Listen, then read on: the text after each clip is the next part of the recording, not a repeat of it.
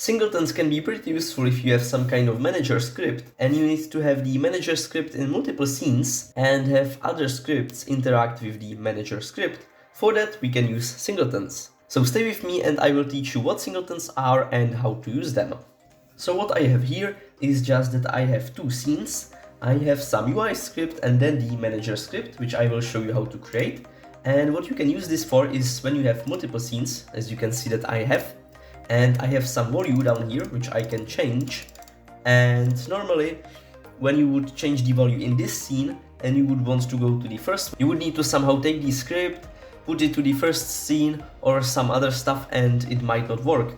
But for that, we can use the singletons. So you can see that when I'm changing the levels, the value is staying the same in all of those levels, because as you can see, I have the don't destroy on load, where I have the game manager script, which is holding the value, and it stays same in all of the levels. As I said, singletons can be used for some kind of managers, so you might want to use it for your music manager, because you might want to play the music when you are in the menu and also when you are in the game. And when you are in the game and you go through different levels, you might not want the music to constantly change. Or when you have some spawn manager that you are spawning the enemies, you might also want to transfer this script between all of the levels and so on. So now I will teach you how to add the singleton into your script, which isn't nothing too complicated. You can have already made script and just add the singleton to it. So I have the game manager, the name it doesn't matter. So how do we create the singleton? At the beginning of the class, we will create public static. Now, name of the class for which you want to create the singleton, which is the game manager. Then give it some name, it is usually called instance.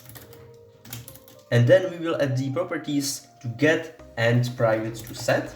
So get and private set. And what is that? So we need to have the public static because we want to be able to access the instance in all of the other objects even without actually referencing this object. So when I save it like that and I go to the UI, I can just say game manager dot instance. And this is what the public and static does, that we can just easily access it in the other scripts without actually referencing the object that it is on. Then we have the get and private set properties. Obviously, we want to have the get public, that way we can actually get the instance in the other objects. But we have the private set, that way we can't just delete the instance or set its value in other scripts. So now we have almost made the singleton, but what might happen is when you have the game manager in one scene and second in the second scene, then it might do some weird stuff. So what we will do is create new private void awake, in which we will just ask if the instance is equal to null, which means that there is no game manager assigned to the instance. Then we want to set the instance to this, that way we have something assigned as the instance and it will be the current game manager. And also, because we want to be able to transfer the game manager across the scenes, we want to say don't destroy or load, and we don't want to destroy this current game object, so we can just type game object.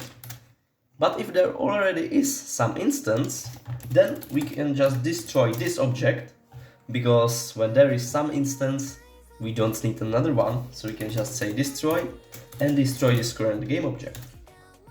And now you could just add the game manager to some object in your scene. I have created new empty object and just added the game manager script to it, and I also have it in the second scene. But because in the script we have added this void awake, when we go from the first scene to the second one, it will destroy the game manager in the second scene. And obviously in the game manager script, which is the singleton, we can do the same stuff as in the other scripts.